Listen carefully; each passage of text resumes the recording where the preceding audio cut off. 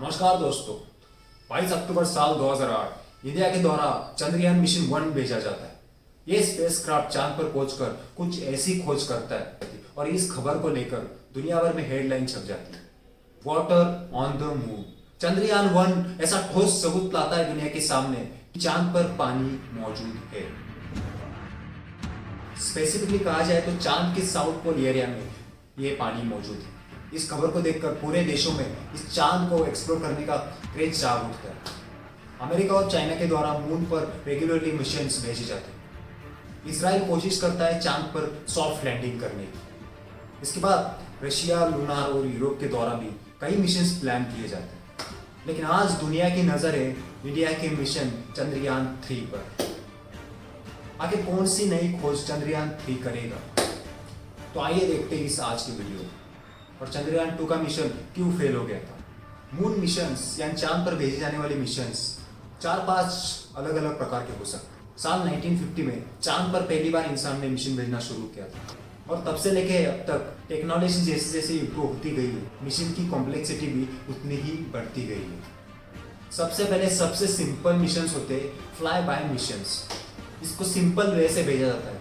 ये चांद के पास से गुजरता है, ना कि चांद के अगल बगल घूमता रहता है।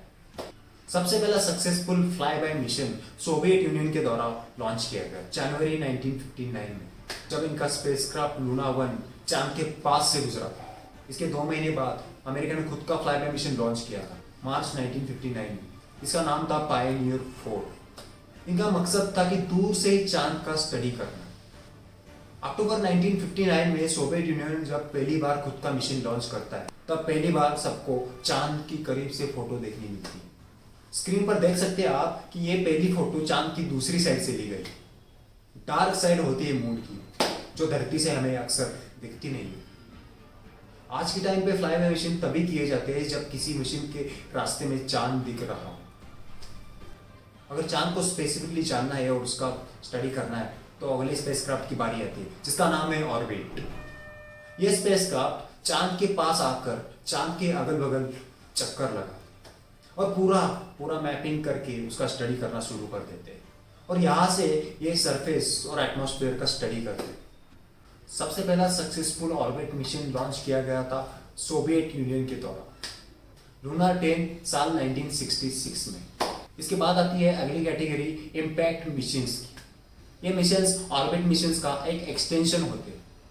इनका एक हिस्सा डिटैच होकर चांद पर जाके गिरता है, क्योंकि क्रैश लैंडिंग करते वक्त ये मून से इम्पैक्ट कर रहा है। इसके लिए इन मिशंस को इम्पैक्ट मिशंस कहा जाता है। आप पूछेंगे कि क्रैश लैंडिंग करने से हमें क्या फायदा होगा? कि अगर हम क्रैश लैंडिंग करते हैं तब हमें पता चलता है कि उसके दौरान उसके बीच क्या क्या आ रहा है और क्या क्या प्रॉब्लम्स आ सकती है। इसके लिए पहले क्रैश लैंडिंग की जाती है। चंद्रयान 1 हमारा एक इम्पैक्ट मिशन था, जो इस स्पेसक्राफ्ट से अलग होकर चांद पर जाके क्रैश करता है। उसे द मून इम्पैक्ट प्रोब कहते हैं। चंद्रयान 1 के इम्पैक्ट प्रोब में ऐसा एक इंस्ट्रूमेंट था, उसे चंद्रयान एडिशनल कंपोजिशन एक्सप्लोरर कहते हैं, जिसे चंद्रास एल्टीट्यूडनल कंपोजिशन एक्सप्लोरर कहते हैं। शॉर्ट में इसे चेस कहा जाता था। ये एक मास स्पेक्ट्रोमीटर था जो हर 4 सेकंड में रीडिंग करता था, और जैसे जैसे ये चांद के पास आ रहा था उसने एटमॉस्फेयर में रीडिंग की और उसी इंस्ट्रूमेंट की वजह से हमें पता चला कि चांद पर पानी मौजूद है।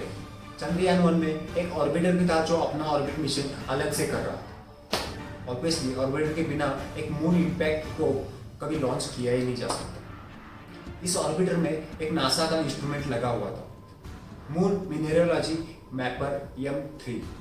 जब मून इम्पैक्ट प्रोब जाके क्रैश हुआ चांद पर और उसमें से जो मिट्टी निकली, उसी से पता चला कि चांद की मिट्टी में भी पानी अवेलेबल है। चौथी कैटेगरी आती है मून मिशंस की लैंडर मिशंस, और उस स्पेसक्राफ्ट के हिस्से को चांद पर भेजा जाता है स्मूथ लैंडिंग के लिए।